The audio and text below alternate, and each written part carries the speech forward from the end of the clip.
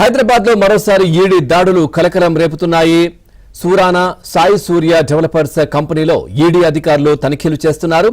Boinpally, Secunderabad, Jubilee hills, Madhapur లో సూరానా group chairman, MD, director ఇళ్లలో సోదాలు నిర్వహిస్తున్నారు.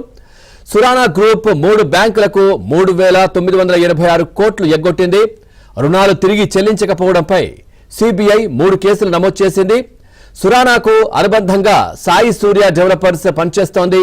2021 ఫిబ్రవరిలో సురానా కంపెనీలో జరిగిన ఈడీ సోదాల్లో 11 కోట్ల 62 లక్షల విలువైన బంగారం, నగదు సీజ్ చేశారు. సురానా గ్రూప్ అనుబంధ సంస్థలపై పిఎంఎల్ఏ కేసు కూడా నమోదు చేశారు. కేసు దర్యాప్తులో భాగంగా ఈడీ అధికారులు దాడులు చేశారు. ఈ అంశానికి సంబంధించి మరింత సమాచారాన్ని మా క్రైమ్ కరెస్పాండెంట్ శశి అందిస్తారు. శశి, ఈ సోదాలకు సంబంధించి పూర్తి డీటెయిల్స్ ఏంటి?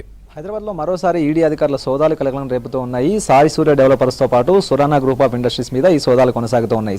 సాయి సూర్య డెవలపర్స్ ఎండీ నివాసంతో పాటు ఆ తర్వాత Surana group of industries MD నివాసంలో ఈ సోదాలు కొనసాగుతూ ఉన్నాయి. ప్రధానంగా బోయిన్పల్లి, సికింద్రాబాద్, అలాగే మాదాపూర్, జూబ్లీ హిల్స్ లాంటి ప్రాంతాల్లో 4 చోట్ల ఈ సోదాలు కంటిన్యూ అవుతున్నాయి. ప్రజెంట్ నేను బోయిన్పల్లిలో ఉన్నాను. ఇది సురానా గ్రూప్ ఆఫ్ ఇండస్ట్రీకి సంబంధించినటువంటి ఎండీ నివాసం. అయితే చెన్నై నుంచి వచ్చినటువంటి ప్రత్యేక బృందాలు ఈ సోదాలు చేస్తూ ఉన్నాయి. ఉదయం తెల్లవారుజామున 6 గంటల ప్రాంతంలో ప్రస్తుతం నేను చూపిస్తున్నటువంటి నివాసానికి చేరుకున్నటువంటి ఈడీ అధికారులు ప్రజెంట్ ఈ సోదాలు కంటిన్యూ చేస్తూ ఉన్నారు. అయితే సురానా గ్రూప్ ఆఫ్ ఇండస్ట్రీస్ బ్యాంకుల నుంచి రుణాలు తీసుకుని పెద్ద ఎత్తున మోసాలకు పాల్పడినట్టుగా ఇప్పటికే ఈడీ అధికారులు కేసులు నమోదు చేశారు. 2021లోనే మొదటిసారిగా ఈడీ అధికారులు ఇటు సురానా గ్రూప్ ఆఫ్ ఇండస్ట్రీస్ మీద రైడ్స్ నిర్వహించినటువంటి సందర్భం ఉంది. అదే సమయంలో సుమారుగా 11 కోట్ల రూపాయల విలువైన బంగారం, నగదుతో పాటు ఇతరత్ర వస్తువులను కూడా స్వాధీనం చేసుకున్నటువంటి సందర్భం కూడా కనిపించింది. ప్రధానంగా సురానా గ్రూప్ ఆఫ్ ఇండస్ట్రీస్ వివిధ అంశాల్లో ఇప్పటికే వ్యాపారాలు నిర్వహిస్తూ ఉంది. ప్రధానంగా పవర్తో పాటు తర్వాత మెటలర్జీ, ఆ తర్వాత ఎంటర్టైన్మెంట్ విభాగాల్లో కూడాను ఈ సురానా గ్రూప్ ఆఫ్ కంపెనీస్ పనిచేస్తూ ఉన్నాయి. సో ఇందులో భాగంగానే 3 బ్యాంకుల నుంచి వేలాది కోట్ల రూపాయల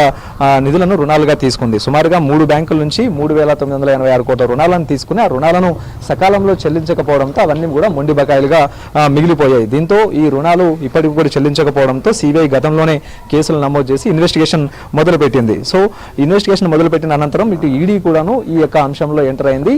సో ఈడీ కూడా ఈ సిబిఐ నమోదు చేసినటువంటి 3 ఎఫ్ఐఆర్ల ఆధారంగా కేసు నమోదు చేసి దర్యాప్తు చేయడం ప్రారంభించింది. సో ఇదే నేపథ్యంలో బ్యాంకుల నుంచి తీసుకున్నటువంటి రుణాలన్నింటినీ కూడాను వివిధ కంపెనీల్లోకి, షెల్ కంపెనీలోకి మళ్లించినట్టుగా సిబిఐ గుర్తించింది.